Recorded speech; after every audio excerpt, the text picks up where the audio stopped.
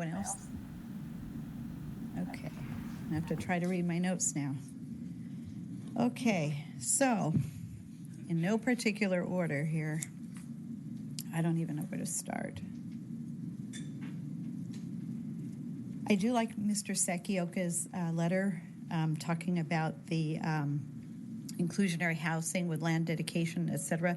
And yes, we have a recommendation to go forward with this and then make some modifications by way of an ordinance after. So just to let you know on that. We did have some business owners speak. And again, although we don't have any projects before us, I feel like I have to give you a little bit of information. Please stay in contact with your property owner or property management company. There were a few business owners from the Golden Triangle. You lease with them, so you need to please communicate with them. And if anybody is interested in doing anything on that land, it would be the property owner. The city is not coming up with housing styles or anything like that. It would be, developers and property owners. So just for clarity. Throughout California, the governor has signed off on ADUs, and if I'm not mistaken, tremendously lowered parking requirements when there's public transportation near. Is that correct, Colin? That's correct. Okay, so just, either Colin. Thank you. Both Collins. So that's another thing. I mean, we may not like ADUs or limited parking. We'll do what we can, but it's a state thing.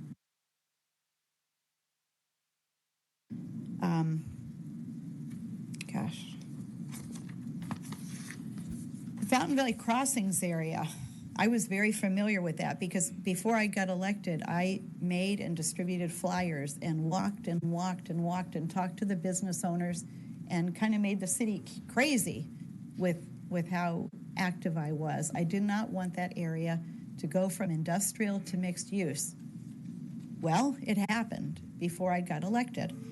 So that was in January of 2018 when a prior city council, none of us were up here, in fact, none of us. But anyway,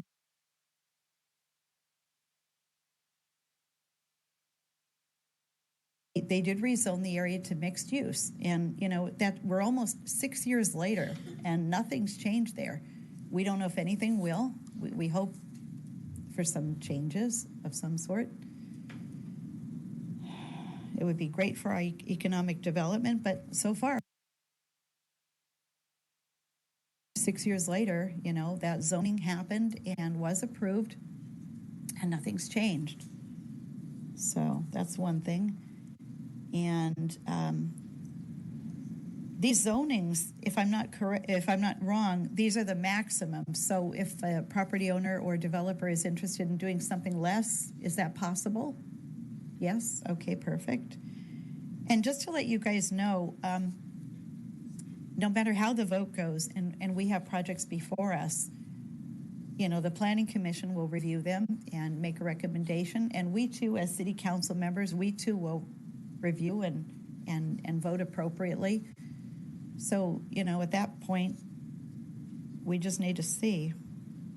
Another thing is I have never guaranteed anyone about a housing or apartment style.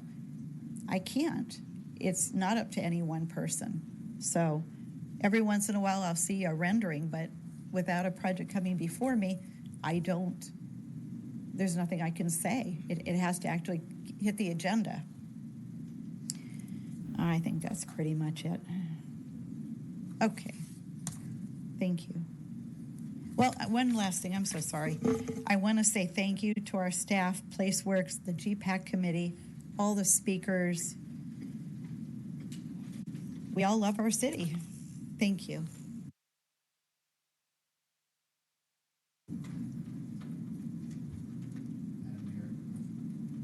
Madam Mayor, I have a motion to approve by Councilmember Canine and a second by Councilmember Harper. Okay. Please vote. And which item is this that the council is voting on? This is item number 8. Is it all of the recommended actions? I did not hear otherwise. Is the motion as recommended?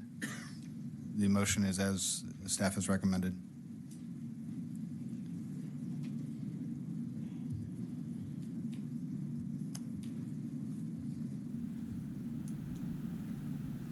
Okay.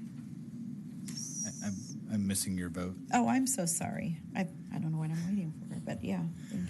Item number 8 passes 5-0.